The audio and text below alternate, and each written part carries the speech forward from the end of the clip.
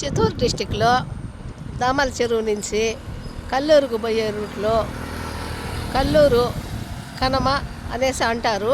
ఇక్కడ ఒక అడవి ఉంది, పదిట్ల బయలు దగ్గర. ఇక్కడ కల్లూరుకు వెళ్ళేటప్పుడు లెఫ్ట్ సైడు ఒక పెద్ద అడవి కనిపిస్తుంది. చూడండి అడవి ఎంత పెద్దదిగా ఉందో. ఆ అడవి పైన ఎలా ఉందో చూడండి, దాని ఆకారము. ఇక్కడ చూడండి, అక్కడ ఆ కొనాన వెళ్ళి వాళ్ళు దీపాలు కూడా పెట్టేసి వస్తారు. ఇప్పుడు కార్తీక దీపావళి అలా ఊరు కార్తీక కొండ కార్తీక అని వచ్చేటప్పుడు ఈ కొండ పైన వెళ్ళి వాళ్ళు పెట్టేసి వస్తారు. ఎంత పైన పెట్టేసి వస్తారు చూడండి. ఈ కొండకు పేరు కూడా ఉంది. ఈ పేరు ఏమిటంటే దీని పేరు నారిగాని కొండ అంటారంట. నారిగాని కొండ అనేదానికి కూడా దీనికి ఏదో స్టోరీ ఉంది. ఆ నారిగాడు కూడా అదృష్టవంతుడు. ఆ నారిగాడు సచ్చింటాడు. ఆ నారిగాడు సస్తే కూడా దాని వాడి పేరు మాత్రమే నారిగాని కొండ అనే పేరు మాత్రము శాశ్వతంగా ఉంది. అలాగా చూడండి, కొన్ని కొన్ని పేర్లు వాళ్ళ వలన ఏదైనా ప్రత్యేకతలు ఉంటేనే కొండలకు కానీ ఏదైనా రోడ్లకు కానీ ఎక్కడైనా చెట్లకు కూడా కానీ దేనికి కూడా కానీ పేర్లు పెట్టుకుంటారు. వాళ్ళు వెళ్ళిపోతే కూడా పోనీ వాళ్ళ పేర్లు మాత్రము శాశ్వతంగా ఉండిపోతాయి.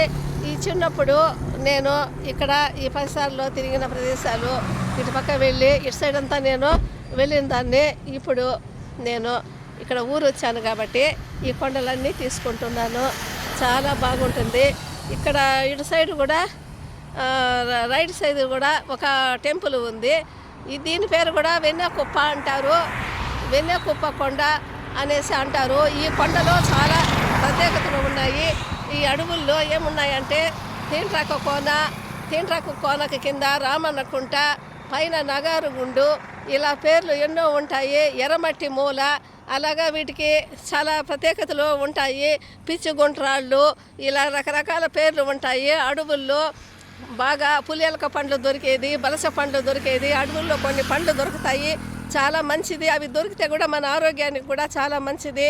అడవి మల్లెలు చాలా బాగుంటాయి. అడవి మల్లెలు ఎలా ఉంటాయంటే వాటి కాడలు పొట్టిగా ఉంటాయి, కానీ స్మెల్ మాత్రం చాలా బాగుంటుంది. కళ్ళ నిండుకు కన్నీళ్ళు. ఈ అడవులు, ఈ ప్రదేశాలు, అమ్మమ్మ, నాన్న, అమ్మ, నాన్నమ్మలు, జేజమ్మలు ఎవరే కానీ ప్రాణాలతో లేరు. ఇవన్నీ ఈ ప్రకృతి, ఈ కొండలు ఇవన్నీ అలానే శాశ్వతంగా స్టాండర్డ్గా ఉంటాయి. కానీ మన వాళ్ళు మన అనుకున్న వాళ్ళు లేరు. ఊరిలో పెద్ద మనుషులు లేరు. చాలా బాధ, గుండెల నిండుకు బరువు. మా పిన్నమ్మను చూసి ఆమె ఏడుస్తుంది. ఆమెను కూడా బాగా ఓదార్చి ఆమెనుగా మంచిగా పలకరించి వెళుతున్నాము. చాలా బాధ. చిన్నప్పుడు పుట్టి పెరిగిన ఊరులు, మన వాళ్ళు, మన జ్ఞాపకాలు, చాలా బాధ, గుండె పగిలే బాధ. ఏం చేస్తామో తప్పదు కదండి. అందరికీ మనము ఉండే ఊర్లోనే ఉండి జీవించలేము కదా. చాలా గుండె నిండుకు బాధ పెట్టుకొని వెళుతున్నాను.